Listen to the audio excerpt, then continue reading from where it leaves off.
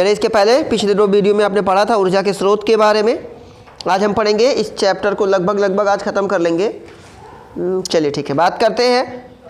इसके पहले हमने पढ़ा था ऊर्जा के स्रोत के बारे में। परंपरागत स्रोत मतलब वे स्रोत जो हम अपने जीवनचर्या में जब से मानव की उत्पत्ति हुई, या यूं कहें कि जब से मनुष्य भोजन पका के खाने लगा या उससे पहले भी वह ऊर्जा का इस्तेमाल किया करता था।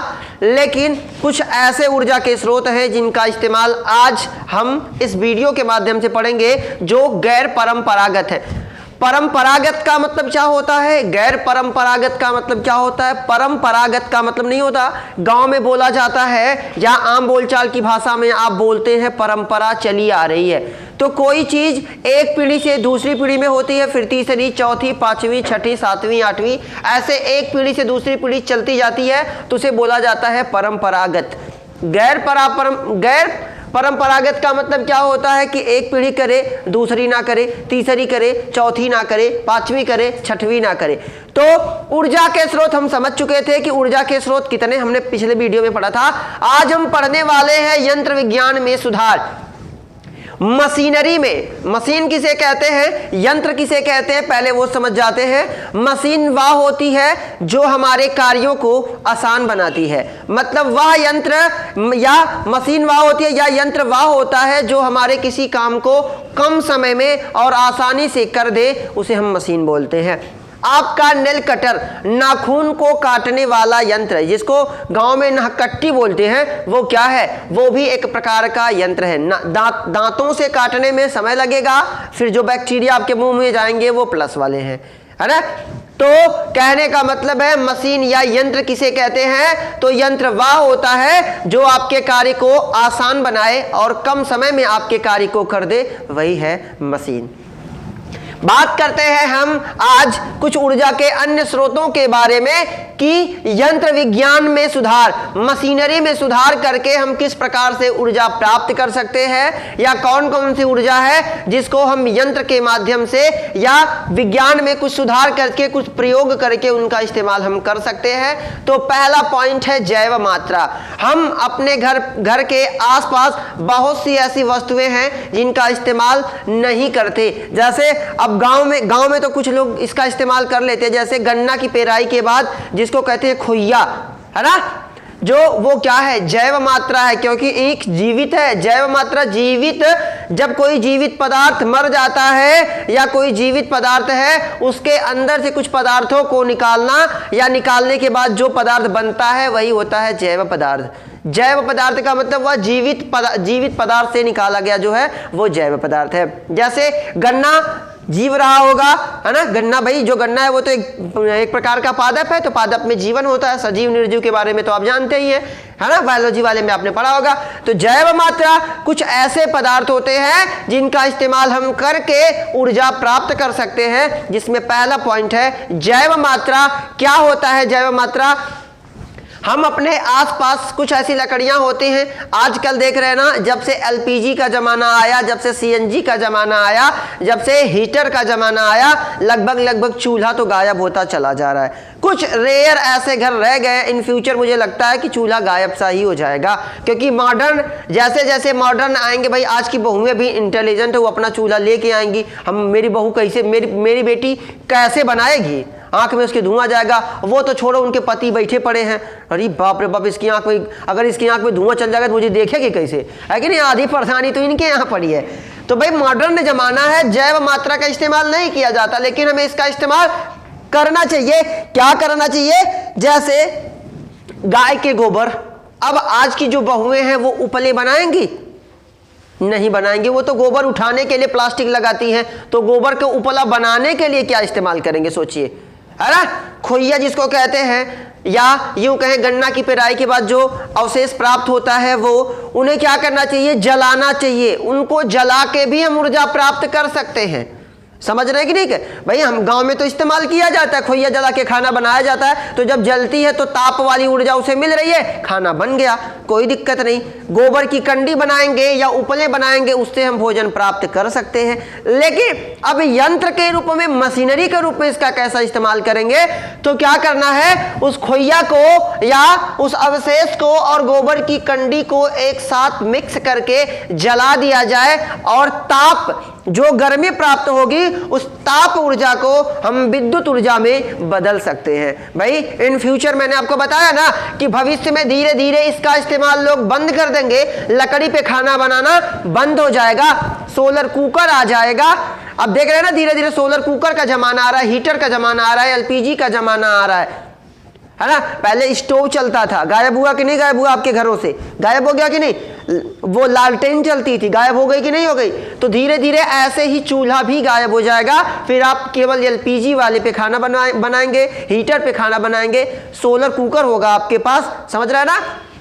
आपके घर सीएनजी पाइपलाइन आएगी, आप उससे खाना बनाएंगे, ये चूल्हा धीरे धीरे आपका गायब हो जाएगा। तो लेकिन हम इसका भी इस्तेमाल कर सकते हैं, तो भाई तब भी गाय रहेंगी, तब भी गाय रहेंगी, गन्ना तब भी रहेगा, गन्ना अब भी है, गन्ना तब भी रहेगा। तो हम उसका इस्तेमाल कर सकते हैं। कैसे कर सकते हैं कि भाई जरूरी नहीं उससे हम खाना ही बनाएं, तो हम उस गोबर के उपले और ये जो खोइया है या गन्ना का अवशेष, इसे जलाकर और लकड़ी को जलाकर हम क्या प्राप्त कर सकते हैं, ताप प्राप्त करेंगे।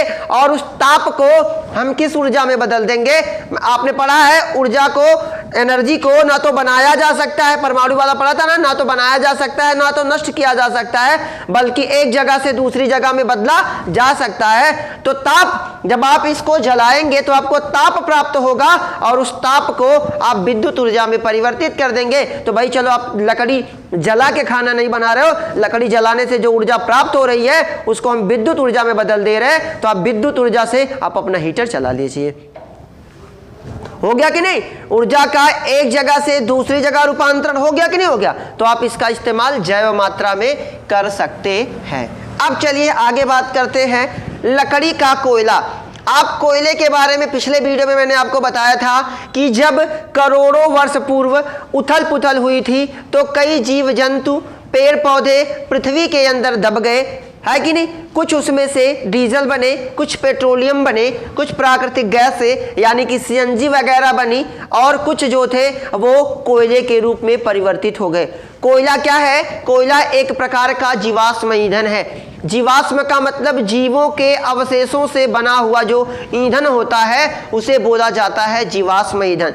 लेकिन हम लकड़ी का कोयला, गांव में या कहीं पर भी आप लकड़ी को जब जला देते हैं, उसको जलाने के बाद जो कोयला बनता है काले रंग का बन जाता है कि नहीं। लकड़ी को जलाने के बाद आप फिर उसे जलाइए, देखिए वो कोयले से ज्यादा जलेगा और जितनी उष्मा वो कोयला देता है जीवाश्म वाला, उससे कहीं ज्यादा उष्मा ये लकड़ी का कोयला देता है।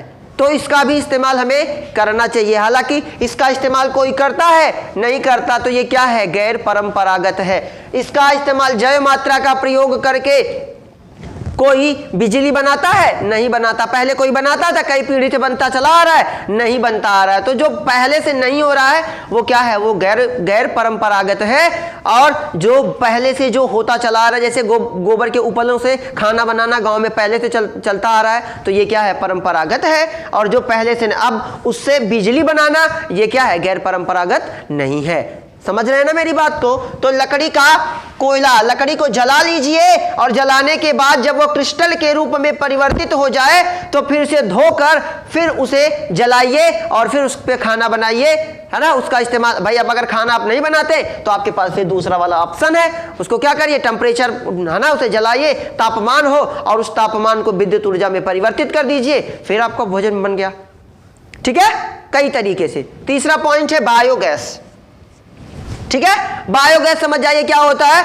ये इसको दूसरी भाषा में गोबर गैस के नाम से भी जाना जाता है। मैंने गोबर गैस का प्रैक्टिकल किया था, मैंने गोबर गैस बनाया भी था। आज के मॉडर्न लड़के पहली बात तो गोबर को टच नहीं करेंगे, है कि नहीं। उसमें क्या पाई जाती है? मीथेन गैस पाई जाती है। समझिए बात को, क्या होता है कि बायोगैस में क्या किया जाता है कि गोबर को सड़ाया जाता है। एक यंत्र में, एक टैंक में इसे क्या किया जाता है? सड़ाया जाता है। और इसको सड़ाने के बाद जो गैस बनती है मैंने आपको बताया था कि जो गोबर के उपले होते हैं वो क्यों जलते हैं, क्योंकि उनमें क्या पाई जाती है, मीथेन गैस पाई जाती है। अगर वही मीथेन गैस नहीं पाई जाती तो कभी भी जो ये उपले होती हैं वो जलती नहीं। क्या करेंगे बायोगैस को बनाने के लिए कि आपके अगल बगल जो खेतों वगैरह में जो फसलें होती हैं या अपशिष्ट जो पदार्थ जैसे फलों के छिलके वगैरह हैं, इनको क्या करते हैं हम, फेंकने से अच्छा है इन्हें क्या करेंगे, देखिए तो हम क्या करेंगे भाई कि ये आखिर में हमारे घर पे जो पदार्थ होते हैं जिनका हम इस्तेमाल उपभोग कर चुके, भाई अब अंगूर खा लिए, सेब खा लिए तो सेब का छिलका, अनार खा लिए तो अनार का छिलका, गेहूं के बाद है ना, गेहूं की जब धुनाई हो जाती है तो कुछ भूसा जो खाने लायक होता, कुछ खाने लायक नहीं होता। गोबर, अब जब जैसे गोबर का इस्तेमाल हम नहीं करेंगे लिपाई पोताई की जगह, तो हम उसका इस्तेमाल कर सकते हैं। ये गैर परंपरागत है क्योंकि इसका इस्तेमाल पहले नहीं हुआ है। तो हम क्या करेंगे, इनको इकट्ठा करके गोबर मिक्स करके एक बड़े से टैंक में क्या करेंगे, सड़ने के लिए छोड़ देंगे और वहां से एक गैस बनेगी। वो गैस कौन सी होगी, मीथेन गैस। और वो गैस क्या होगी, वो जलने वाली गैस होगी और उसको हम घरों में पाइप के द्वारा पहुंचा सकते हैं और उससे हम खाना बना सकते हैं। समझ रहे हैं, खाना नहीं बना सकते तो भैया जला के, ठंडी का मामला है, सेक सकते हैं हाथ को, है ना, ठंडी दूर कर सकते हैं, हीटर चला सकते हैं, उस टेम्परेचर से हम क्या बना सकते हैं, बिजली बना सकते हैं, है कि नहीं।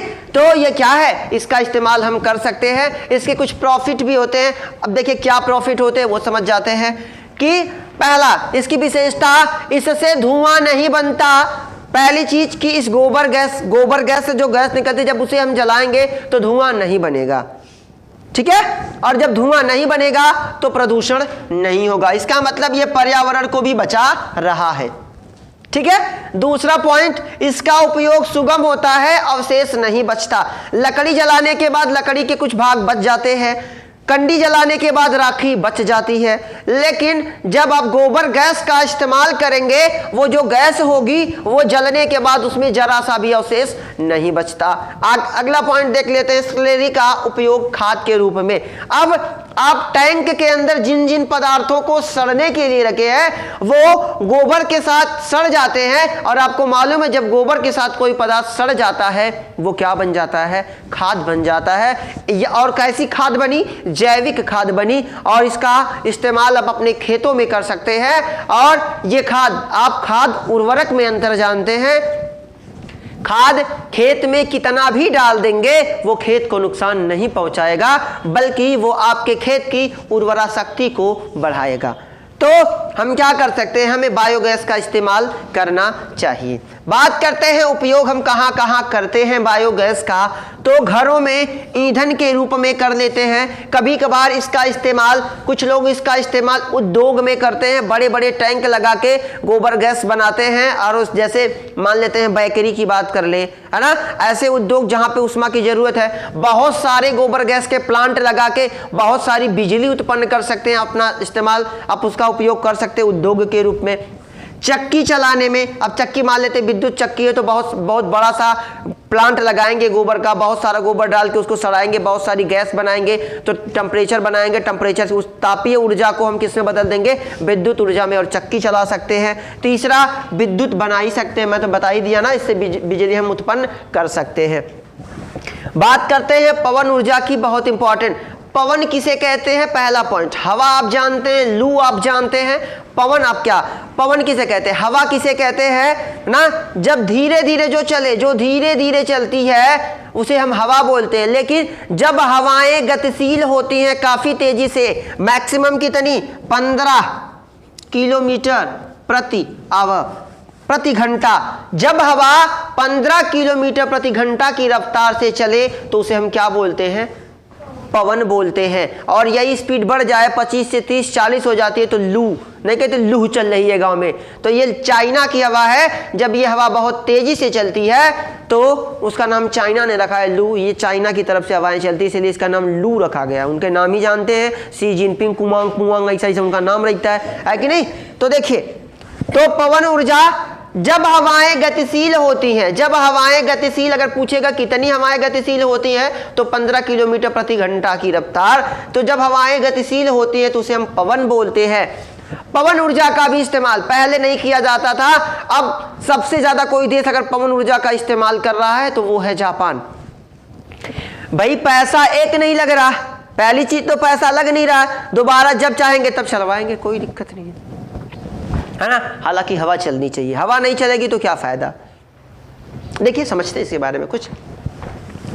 पवन ऊर्जा का इस्तेमाल आजकल उद्योगों में किया जाता है, चक्कियां चलाने में किया जाता है, विद्युत उत्पादन में किया जाता है, अलग अलग क्षेत्रों में पवन ऊर्जा का हम इस्तेमाल कर सकते हैं। उपयोग समझ लेते हैं। विद्युत उत्पादन में होता क्या है कि बड़ी बड़ी पंखियां लगाई जाती हैं, बड़ी बड़ी पंखियां, ठीक है। जैसे आपका ये फैन होता है ना, बड़ा ये सीलिंग फैन होता है, ऐसे बड़े बड़े पंखे लगा दिए जाते हैं और जब हवा इन पे टकराती है तो इनमें घूर्णन गति होती है। जब इस पे हवा टकराएगी तो जिस ध्रुव पर ये पंखे लगे होते हैं, पंखा आप देखते हैं ना लटका होता है, तो ऐसे ये ध्रुव होता है, ऐसे ऐसे घूम के चलता है, तो इसको ऐसे कर देंगे तो ये इसका घूर्णन हुआ और जब इस पे हवा टकराएगी तो एक चक्कर ये घूम जाएगा और जितनी बार हवा, जब जैसे जैसे हवा चलेगी वैसे वैसे ये घूमेगा।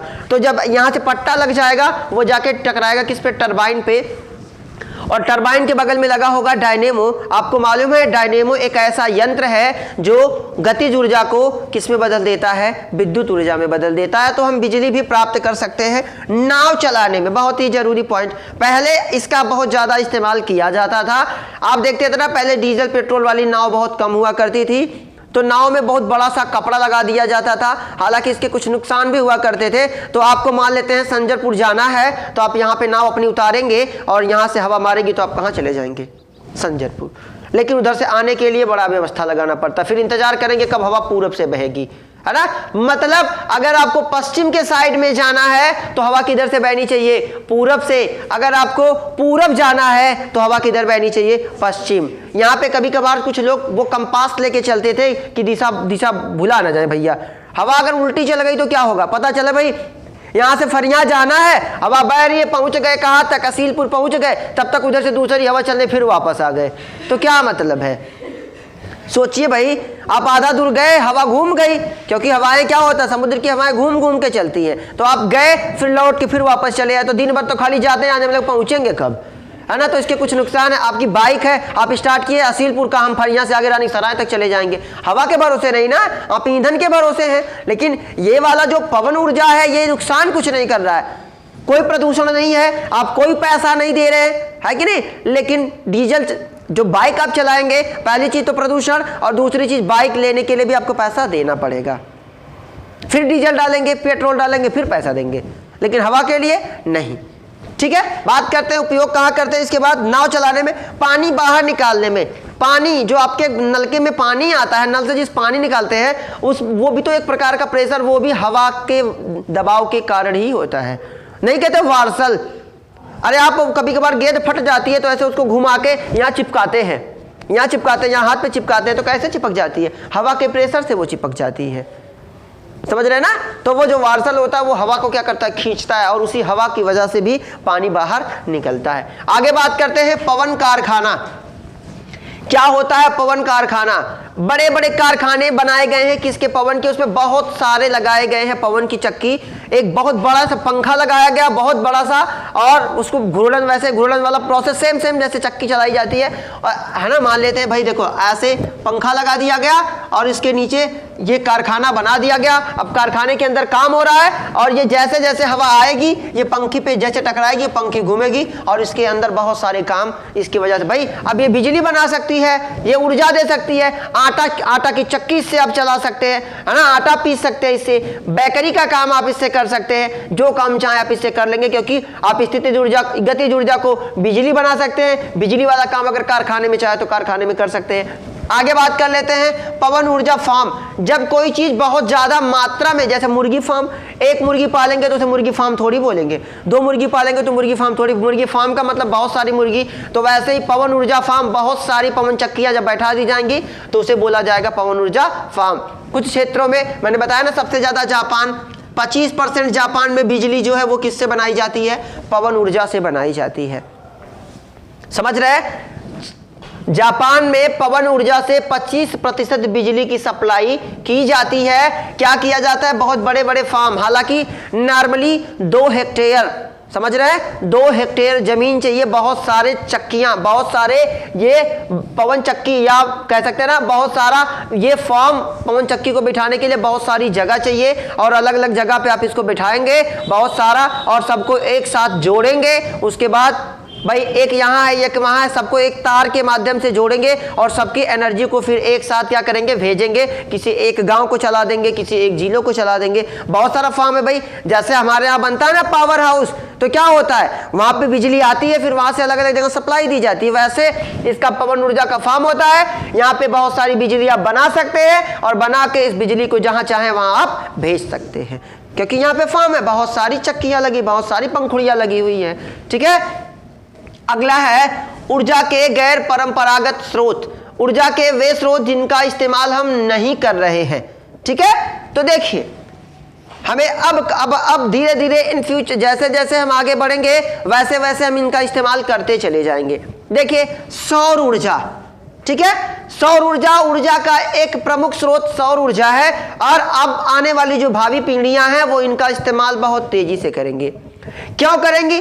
आपको मालूम है डीजल क्या है, अनवीनीकरण स्रोत है, मतलब उसकी मात्रा तय है, वो धीरे धीरे खत्म हो जाएगा। पेट्रोल खत्म हो जाएगा, एलपीजी खत्म हो जाएगी, सीएनजी खत्म हो जाएगी, लेकिन जब तक पृथ्वी रहेगी तब तक सूर्य रहेगा और जब तक सूर्य रहेगा तब तक सौर ऊर्जा रहेगी और जब तक सौर ऊर्जा रहेगी हम इस्तेमाल करते रहेंगे।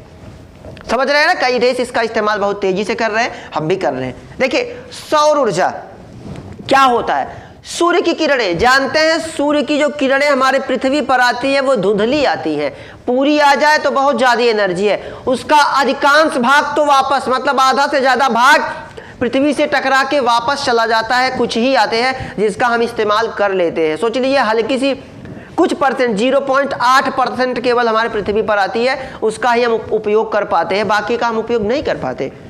ठीक है, क्योंकि वो टकरा के वापस चली जाती है। तो क्या होता है, सौर ऊर्जा का इस्तेमाल करके हम बहुत सारे काम कर सकते हैं। जैसे क्या क्या काम कर सकते हैं, खाना बना सकते हैं, किसके द्वारा, सोलर कुकर के द्वारा, है ना, सोलर सेल बना सकते हैं, बड़े बड़े क्या बोलते हैं वो, जैसे ट्रैफिक वाली जगह पे, चलिए हम इसको पढ़ेंगे तो समझेंगे। सौर ऊर्जा के प्रॉफिट क्या हो सकते हैं, पहली चीज प्रदूषण रहित, सौर ऊर्जा का काम करेंगे तो कोई प्रदूषण नहीं होने वाला। भाई सौर ऊर्जा, सूर्य के प्रकाश को हम अलग अलग तरीके से बदल के अलग अलग चीजें प्राप्त कर रहे हैं, बिजली बना सकते हैं हम इससे, खाना बना सकते हैं हम इससे, है कि नहीं, इसे इसकी एनर्जी को इकट्ठा करके हम रख सकते हैं, हालांकि इसमें बहुत ज्यादा खर्चा आता है। ठीक है, मूल्य कोई पैसा हमें नहीं देना पड़ेगा। पहली चीज तो ये प्रदूषण, सबसे जरूरी नजरिया जरूर देखा कीजिए, किसी भी चीज का पहला पॉइंट याद किया कीजिए प्रदूषण। कोई भी ईंधन है अगर वो प्रदूषण कर रहा है तो वो सही नहीं है, अगर वो प्रदूषण करेगा तो पता चले 2 रुपया का तो वो काम किया, 3 रुपया का पर्यावरण खराब कर दिया।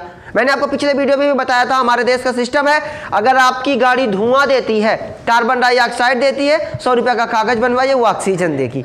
ये सिस्टम है, ये सिस्टम को बदलना चाहिए। ठीक है, और हमारे यहाँ प्रचुर मात्रा में, अब कुछ ऐसे देश हैं जहां सूर्य नहीं निकलता, हमारे यहाँ देखते हैं सूर्य गर्मी वाला मई जून जुलाई वाला इतनी ज्यादा धूप होती है, जितनी धूप उतना, क्योंकि प्रचुर मात्रा में जितनी मात्रा चाहिए उससे कहीं ज्यादा हमें एनर्जी मिलती है उस समय, तो उस समय हम सौर ऊर्जा का बखूबी से इस्तेमाल कर सकते हैं।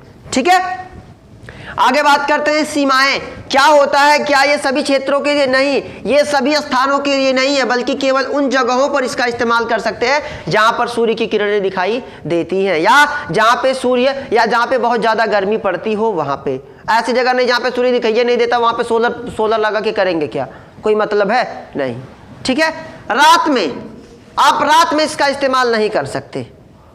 ठीक है, क्योंकि जब सूर्य दिखाई देगा, जब सूर्य की ऊर्जा पड़ेगी, हमारे यहाँ गांव में सोलर लाइट लगी है ना भाई, रात में वो चार्ज होती है कि दिन में चार्ज होती है, तो दिन में हालांकि उस पर आप कोई टार्च भी जला देंगे तभी वो बंद हो जाएगी, क्योंकि वो तुरंत क्या करने लगती है, ऊर्जा है ना, वो बनाने लगती है। कभी आप करिए करके से देखिएगा, मत ट्राई करके आप, लेकिन देख सकते हैं, आप साइंस वाले स्टूडेंट हैं, आप ये चीज करके देख सकते हैं, उस पर कोई टार्च जला के देखिए वो बंद हो जाएगी। ठीक है, जो उसका प्लेट होता है उस पर कोई टार्च जलाइए वो बंद हो जाएगी लाइट। पड़ोसी के पास अगर होगी तो आप ऐसा कर सकते हैं, उसको परेशान कीजिए, 2-4 दिन ऐसा करेंगे, लेके जाएगा बनवाने, है कि नहीं, कि क्या हुआ पता नहीं कहाँ है, फिर कल करो, जब बनवा के लाए वो जाकर उस मिस्त्री को गरियाएगा खाली जाके, पता नहीं कैसे बना रहा है, चली नहीं रही है, लेजर लाइट जला के रख दो, छोटा सा रख दो, तब वो पता नहीं चलेगा उसको। ठीक है, हाँ चलो झगड़ा करो। बादल होने पर, अगर बादल भी हो जाता है, अगर आसमान में बादल छाए हुए हैं, सूर्य की किरणें नहीं पड़ेंगी तो फिर नहीं होगा, तब ऊर्जा नहीं बनेगी। चलिए इसका इस्तेमाल कहाँ कहाँ करते हैं। सोलर कुकर, सोलर कुकर खाना बनाने का एक बॉक्स होता है। कैसा होता है, कैसी इसकी संरचना होती है, चलो देख ही लेते हैं। ठीक है, यहाँ नीचे लकड़ी का गत्ता रहता है, यहाँ काले रंग का अवशोषक होता है, यहाँ पे चमकदार तल होता है। अब देखो यहाँ पे सूरज की किरणें यहाँ पे पड़ेगी और इस शीशे से चमकदार टकरा के यहाँ पे पड़ेगी। कहाँ पे, ये काले रंग का एक अवशोषक पदार्थ होता है। अब क्या होता है भाई, देखो होता क्या है कि आपको मालूम है कि काला रंग, मैंने आपको पहले भी बताया था कि सबसे ज्यादा गर्मी गाय को होती है कि भैंस को होती है, तो सबसे ज्यादा गर्मी किसको होती है, भैंस को, क्योंकि वो काले रंग की होती है। और काला रंग, मैंने आपको ये भी बताया था कि ठंडी में रंगीन कपड़े पहने और गर्मी में सफेद, क्योंकि जो सफेद कपड़ा होता है वो उष्मा को अवशोषित नहीं करता, जबकि रंगीन कपड़े जो होते हैं, जो रंगीन कपड़े होते हैं वो ऊर्जा को अवशोषित करते हैं। और तो सबसे ज्यादा कौन करता है, काला। अब सूर्य की किरणें आएंगी, इससे टकराएंगी और आके क्या करेंगी, इस काले रंग के बॉक्स से टकराएंगी और ये क्या कर लेगा, ऊर्जा को अवशोषित कर लेगा और आप इस पे रख के खाना आराम से बना सकते हैं। हीट हो जाएगा ये, और जितना हीट होगा उतना जल्दी खाना बनेगा। ठीक है, तो इस प्रकार से हम खाना बना सकते हैं। इसकी खासियत देखिए, एक बार में आप 4 तरह का खाना बना सकते हैं बढ़िया से, लेकिन इंतजार करना होगा। ठीक है, कुछ प्रॉफिट देखेंगे इसका। ईंधन बचाना, क्या करता है कि ये ईंधन बचा देता है। भाई आपको कुछ नहीं लग रहा, छत पे रख के चले आइए, अपना बतियाइए नीचे, और फूआ बताइए क्या हाल है, पूरा कुल रिश्तेदार से बतिया लीजिए, वो आराम से होगा खाना। खिचड़ी बनाने में सबसे ज्यादा मजा है, कुल डाल के चले आइए, आराम से पक के तैयार रहेगी, जाइए निकाल के दे दीजिए सबको। ठीक है, देखिए प्रदूषण नहीं, पहली चीज तो प्रदूषण नहीं होगा। मैंने बताया ना, प्रदूषण जरूर याद रखेंगे, प्रदूषण कुछ नहीं होने वाला, ना कुछ जल रहा है, जब कुछ जलेगा नहीं तो धुआं होगा नहीं, धुआं होगा नहीं तो प्रदूषण होगा नहीं। आगे पोषक तत्व, खाना इतना धीरे धीरे बनता है कि पोषक तत्व नष्ट ही नहीं होते, धीरे धीरे बनता है। सोडियम कब इधर जाता है, कब सोडियम इधर जाता है, आराम आराम से खाना पकता है। जब खाना आराम से पकेगा तो वो कभी नष्ट नहीं होगा। आगे 4 व्यंजन, एक बार में आप कितने तरीके का खाना बना सकते हैं, 4 दाल बना सकते हैं, चावल बना सकते हैं, है ना, सब्जी बना सकते हैं, लेकिन रोटी नहीं बना सकते। क्यों नहीं बना सकते, सीमाएं में देखेंगे। रोटी हम एक बार में बेले, है ना, उठाया रखा, फिर तब तक दूसरी रोटी लेके ऐसे करके घुमाया फिर रख दिया, लेकिन ये बहुत धीरे धीरे रोटी बनाता है। भाई इसका टेम्परेचर बहुत कम होता है, और आपके चूल्हा, आपका एलपीजी जो होता है वो धड़ा आंच देता है भैया, लेकिन ये बहुत धीरे धीरे। अभी जब धीरे धीरे आंच देगा तो रोटी एक बार रखोगे, फिर छत से नीचे जाओगे एक बार, फिर आओगे अरे बहिन ना हुई, फिर जाओगे तब तक रोटी सुलग गई, है ना। तो इस पे रोटी बनाना बड़ा मुश्किल होता है, क्योंकि ये धीरे धीरे, है ना, टेम्परेचर धीरे धीरे देता है, तो रोटी धीरे धीरे होगी। और कोई दूध मजबूत मेरे जैसा बैठ गए तो तुम खिला नहीं पाओगे। अरे भाई एक रोटी तुम्हारी बनने में 5 मिनट अगर लगेगी तो 5 मिनट तक रोटी चलती है। 1 2 3 से 4 निवाला बनेगी रोटी, खत्म। लाओ जी रोटियां, अरे भाई नहीं की तो झगड़ा होगा, है ना, गृह कलेश बनेगा, घर में झगड़ा होगा, पति पत्नी के रिश्ते में दरार आएगी। भाई तो किससे बना रहे हैं, सोलर कुकर से बना रहा है खाना। ठीक है, चलिए आगे। रात में नहीं, दिन का खाना तो बना लोगे लेकिन रात वाला खाना नहीं बना पाओगे। रात वाला बेटा एलपीजी लगाना पड़ेगा, फूंकना पड़ेगा, पत्नी की आंखों में जलन होगी, समझ लीजिए। आगे बादल होने पर, जब अगर बादल भी हो जाता है तब भी आप इसका इस्तेमाल नहीं कर सकते। खाना बना रहे, बादल आ गए तो बस पता चला आधी सब्जी हो गई, तब इंतजार फिर कीजिए, फिर शुरू से कांड होगा, समझिए। मतलब आधी सब्जी हो गई तो फिर टेम्परेचर, जब बादल आ जाएगा तो टेम्परेचर फिर कम हो गया, फिर सूरज फिर जैसे ही बादल हटेगा फिर रोशनी पड़ेगी, फिर धीरे धीरे वो गर्म होगा, फिर थोड़ा सा हो जाएगा, फिर बादल आ गया तो पता चला शाम तक, तो पहले सवेरे वाला खाना शाम तक बन रहा है और शाम वाला कब बनेगा मालूम नहीं, है ना। तो ये प्रॉब्लम, ठीक है। इसके बारे में आगे सौर सेल के बारे में बात करते हैं। एक प्रकार की बैटरी होती है जो सिलिकॉन, जर्मेनियम और गैलियम की 3 अर्धचालक पदार्थों को मिला के बनाई जाती है। इसका उपयोग हम कहाँ करते हैं, ट्रैफिक सिग्नल में। आप देखते हैं जो शहरों में या सिटी वगैरह में जो सिग्नल लगे होते हैं उसमें कौन सा सेल लगा होता है, तो सौर सेल, जो कि बहुत महंगा, इसको बनवाना बहुत महंगा पड़ जाता है। ठीक है, रेडियो टीवी संचारण में, जो टीवी आपके घर आता है ना, विकसित की गोली लो, खिचखिच दूर करो, जो प्रचार वगैरह आते हैं उनका संचारण या जो उनको चलाना होता है कैसे होता है, तो किसकी वजह से, सौर सेल की वजह से। कृत्रिम उपग्रह, वे उपग्रह जो मानव के द्वारा बना के अंतरिक्ष में भेजे गए हैं, उनको कैसे एनर्जी, उनको बिजली कैसे दी जाती है, तो किसके माध्यम से दी जाती है, सौर सेल के माध्यम से दी जाती है। कुछ टॉपिक आपके बचे हुए हैं जो अगले वीडियो में खत्म हो जाएगा। मिलते हैं अगले वीडियो में। जय हिंद।